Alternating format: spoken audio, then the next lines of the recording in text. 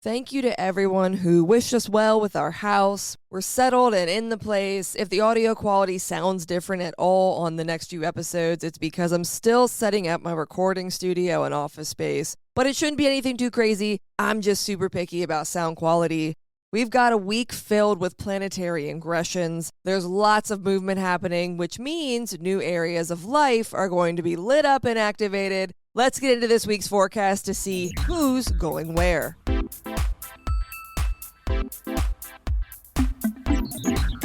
We're starting the week off strong with Mercury ingressing into its place of domicile dignity, Gemini. This means that we're entering a time where our minds are curious and quick.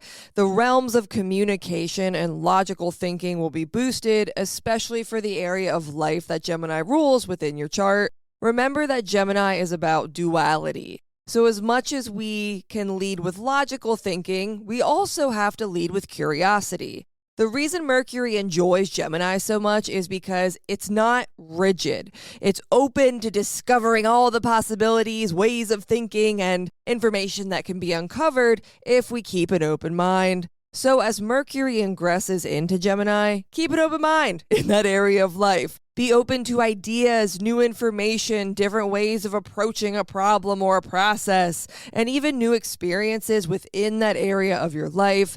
The more curious we can be, the better. Mercury in Gemini is also really playful energy. Yes, it's facts and being smart, but it's also witty, and that wit shows a deeper sense of humor and playful energy. So also think about ways you can be a little more attuned to humor within the realm of Gemini as well.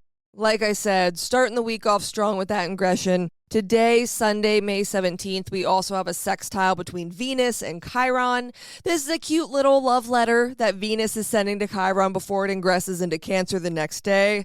I said this last week as we were talking about the wounds of Chiron because Mars has been conjunct Chiron. This aspect will still be in play when Venus makes its sextile, so there's some balm being applied to our chironic wounds as we work on severing ourselves from them. If you were having trouble letting go last week, this week may make it a little easier since Venus is going to be involved in the healing process. If you're listening in real time today, Sunday, it's a great day to release old baggage around relationships. So if that's something you've been struggling with or it's part of your chironic wounds, then hone in and don't be afraid to just let go. Come Monday, we hit the ground already running, which is great because we have two more major ingressions happening. Mars is going to finally leave Aries and give us all a break, and Venus is going to saunter into Cancer. Since they're both ingressing at the same time and they will both be in feminine lunar signs, my apprenticeship students should know what I'm talking about here, they're going to make a nice sextile to one another. Before we talk about the sextile, let's cover each ingression separately. Mars leaving Aries and ingressing into Taurus means that it's leaving domicile dignity and headed for detrimental dignity. Mars has detriment in Taurus because Taurus is a little slow for Mars's liking. Not just slow, though. That's not the only reason it doesn't like being there. It's also highly deliberate. Mars in Aries is off the cuff, off the wall. It doesn't need to think too hard or deep about a decision because even if it is wrong, it'll just fix it on the fly. It doesn't care about hurting your feelings. The main mode of action for Mars in Aries is to keep pushing regardless of direction, which is why I was preaching that it was so important to have a goal during all those Aries transits. When Mars in Aries has a goal, it can push and push and push and make something happen. Without a goal, it's just rude and reckless and destructive and random action. That's all changing now that Mars will be in Taurus. We recently had that lovely exalted new moon in Taurus, so this area of life is primed and ready for some new growth.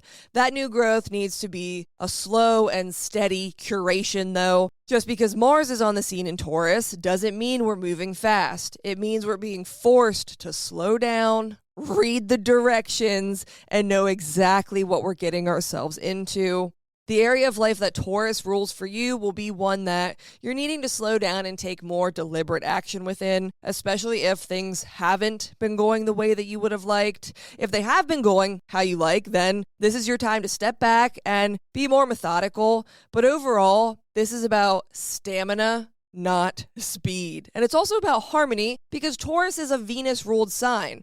Aries is a Mars-ruled sign, so that's why Mars loves being there. It's like, yeah, I can be myself, I can be me, I can do whatever I want, I can be brash and intense and harsh and hurt people's feelings and not care.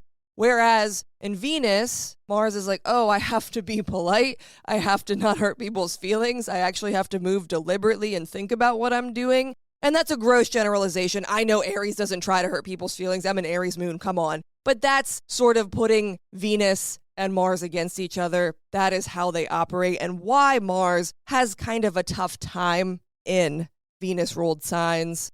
Speaking of Venus, Venus ingressing into Cancer means that Venusian goodness will no longer be within the realm of mutable air. When this ingression happens, both benefics will be within the realm of Cancer. And that's kind of a big deal. Jupiter's stint in Cancer has been weird, to say the least, but these last few months are going to be booming boons, especially while Venus is co-present. Venus won't reach a conjunction with Jupiter until June, but the weeks leading up to that will still be filling the realm of Cancer with so much lovely energy. Venus in Cancer is affectionate, protective, warm, and caring. It likes to nurture whatever it is that it can, and it has deep emotional waters from which it pulls. This can be a sentimental placement, but in a way that it reflects on the past and tries to learn from it, tries to see the wisdom in the experience. The realm of Cancer is going to be a place that we need to put more work into feeling secure within, but also trusting that goodness will come to us. It's not about blindly nurturing everything that comes our way either. We are not wasting our time on that. It's about choosing what to nurture and being deliberate with how we do that. The sextile between Venus and Mars on Tuesday is going to really drive that point home. I love Cancer and Taurus energy together. I think it can be highly prolific and benefic in nature. But again, the key to this energy and what this sextile is getting at is that we need to be deliberate with our actions, deliberate with our cultivation and curation of care. Nurturing is not a blind thing. We shouldn't be giving it out left, right, and center. Protecting your energy will protect your investment. Hone in on what's going on between the realms of Taurus and Cancer and see what it is you need to be more deliberate about or what you can be more passionate about once you do finally protect your energy and stop giving time and resources to areas that aren't giving back. It's like a garden. If you just give and give and give, even weeds are going to grow. You need to be judicious about what you're nurturing and why you're nurturing it in these areas of life. The last ingression of the week happens on Wednesday, May 20th. The sun ingresses into Gemini, making it Gemini season.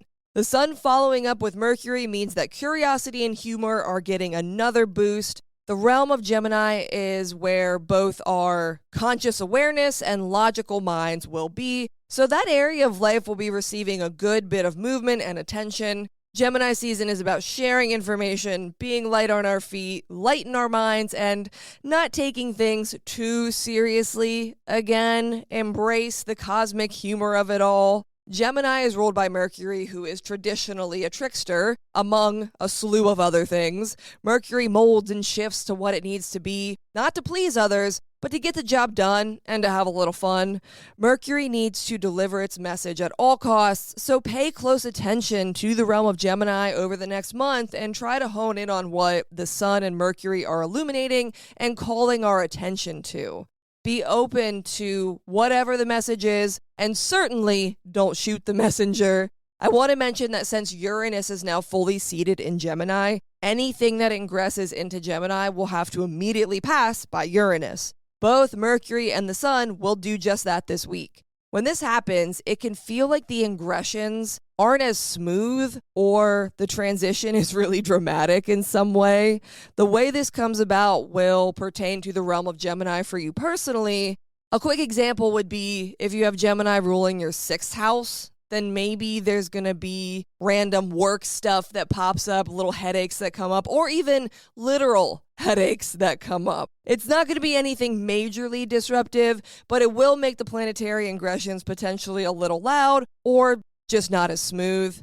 There are a lot of ingressions this week, and they really change the planetary landscape quite drastically. We're a far cry from where we were when the Aries shitstorm hit us. But honestly, if you had a goal during that time, it was probably okay. And that's probably why we closed on our house in 23 days from start to finish, because we kept pushing and pushing. Our realtor and mortgage broker were probably like, who are these people and why are they so hell-bent? But it worked out. We rode the Aries wave, and now that wave has died and we're on to a much more elementally stable astro weather. If you're having trouble parsing out all these ingressions and what they mean for you, go check out my weekly horoscopes. They break it down so you don't have to. Enjoy the variety of planetary energy this week, and remember to see the cosmic humor and to stay curious.